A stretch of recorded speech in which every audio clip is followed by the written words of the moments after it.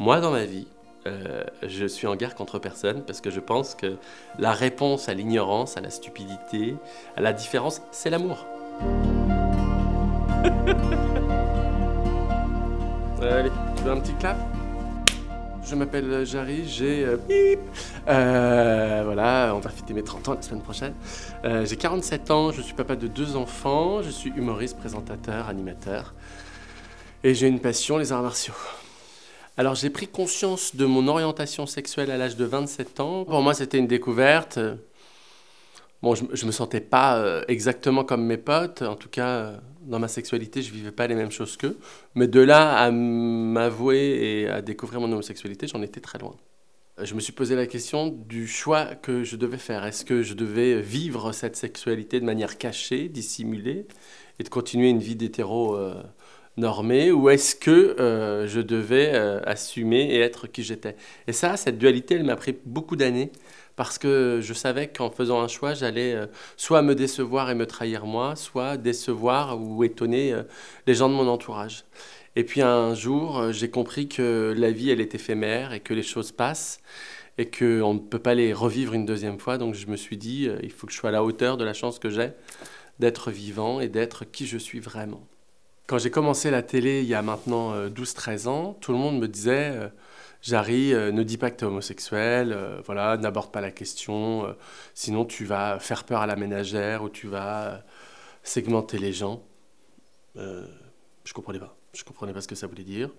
Je pense que la première fois où j'ai décidé d'être moi et d'être en télé ce que j'étais, je pense que j'étais fier de ne pas avoir écouté les voix qui me disaient de ne pas dire que j'étais gay. J'étais fier de ça, de dire bah non, je vais dire aux gens réellement qui je suis parce que je suis fier de ce que je suis.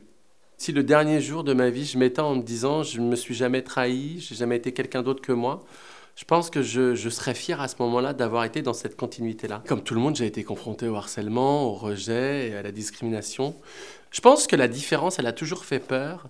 Et je pense que les gens, quand ils sont contre quelque chose, c'est certainement pour cacher un sujet beaucoup plus profond qui les concerne. Je pense que c'est pour pas se regarder dans le miroir. Donc ils se disent, j'ai pas de miroir, par contre, je vais aller taper sur les autres. La discrimination, pour moi, elle fait partie de la bêtise humaine, mais elle ne concerne pas que la communauté LGBTQIA+. Des fois, les gens, par maladresse, ils me disent bah, avant de vous voir dans ma télé, j'aimais pas trop les gays. Je leur dis tout le temps, mais vous en connaissiez? Bah non, non. Bah alors, comment vous pouvez aimer, détester ou ne pas apprécier quelque chose que vous ne connaissez pas? Enfin, Moi, j'ai cette capacité de ne pas accorder de pouvoir et de regard aux gens qui ne m'en donnent pas, en fait. Pourquoi j'attendrais quelque chose des autres alors que eux, leur seule intention, c'est de me nuire et de me blesser? Non, je vais plutôt regarder les gens qui m'aiment, les gens qui ont envie de me rencontrer, les gens avec qui j'ai des choses à partager. Moi, dans ma vie, je suis en guerre contre personne parce que je pense que la réponse à l'ignorance, à la stupidité, à la différence, c'est l'amour. C'est de te montrer que si demain on est dans une situation et que je dois te sauver, je vais te sauver. Même si tu es homophobe, même si tu as eu des propos, je ne vais pas te laisser mourir. Souvent, quand on passe et qu'on met beaucoup d'énergie, beaucoup de haine, beaucoup de temps pour s'opposer à la vie et au bonheur des autres, euh, c'est on cherche un sens à sa propre existence. Alors, toute cette énergie, mettez-la pour être la meilleure version de vous-même, pour aimer ceux qui vous entourent, pour aider ceux qui tendent la main. Et j'espère que vous trouverez la paix et que vous donnerez aux autres l'envie de vous ressembler.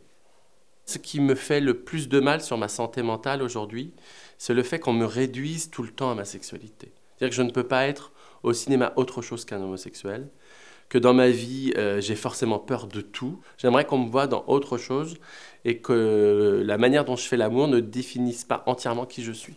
Voilà. Moi, dans ma vie, j'ai toujours fait le choix de ne pas passer à côté de moi. Donc, je suis allé voir plusieurs psys et j'ai fait un truc qui est assez génial. J'ai fait de l'EMDR.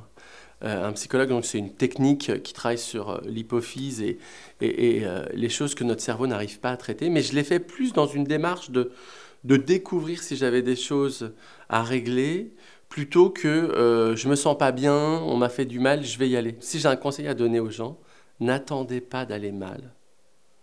Allez-y avant. Parce que quand l'état dépressif ou le burn-out ou le mal-être s'installe, il s'installe dans votre chair et ça va prendre beaucoup de temps pour le retirer. Alors n'attendez pas ça.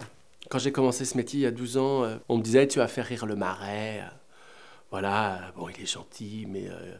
Et en fait aujourd'hui je remplis les Zéniths de France, quel que soit l'endroit où je vais, les salles sont complètes, parce que les gens ils s'en foutent en fait aujourd'hui de ma sexualité. Ce qu'ils veulent c'est est-ce que je vais les faire rire, est-ce que je vais leur faire du bien, est-ce que je suis sincère, est-ce que je vais vraiment prendre le temps pour les rencontrer? Et la réponse est oui. Et pour moi ça c'est important de dédramatiser et de faire en sorte que je montre qu'on peut rire de tout ensemble, qu'il n'y a pas de sujet tabou. Et puis moi, je suis très fier aujourd'hui de m'être assumé à la télé, au cinéma tel que j'étais. Je suis très fier d'être papa. Je suis très fier que les gens ont accepté le Jarry sans triche. Voilà. Et moi, je vois plus de gens qui me sourient dans la rue que de gens qui me regardent de manière vénère. Oui, il y a plein de gays qui sont rejetés par leur famille, qui sont mis à la rue, qui sont frappés, etc. Oui, il y en a. Mais il y en a aussi pour qui c'est super, pour qui ça se passe bien. Je pense que quand on montre que des exemples qui font peur, ça donne raison aux extrêmes. Si on montre des exemples qui sont lumineux et qui se passent bien, ben, la majorité silencieuse adhère beaucoup plus. Ce que je dirais à un jeune LGBT qui se sent seul et mal dans sa peau, je lui dirais que son environnement n'est pas le bon. Qu'il faut qu'il trouve un endroit où sa différence, ses émotions, sa fragilité va être utilisée comme une force. Et très souvent, on a tendance à vouloir se renfermer, alors que je pense que la réponse, elle est dans ta capacité à t'ouvrir au contraire et à voir plus grand et plus loin. Fais confiance à la vie, fais confiance aux gens, verbalise les choses, parce que souvent, en les exprimant, eh bien, on les désamorce à l'intérieur de nous et les gens comprennent mieux. Et je lui dirais, tu es né comme ça, sois fier de ce que tu es et ne gâche pas une seconde. On n'a pas à promouvoir quelque chose qui est la normalité. On n'a pas à débattre de quelque chose qui n'est pas un débat, puisque ce n'est pas un choix. Je n'ai pas décidé d'être homosexuel. Je suis né homosexuel. On n'est pas différent. On est une autre couleur dans l'arc-en-ciel, mais on est une couleur, les gars et mesdemoiselles.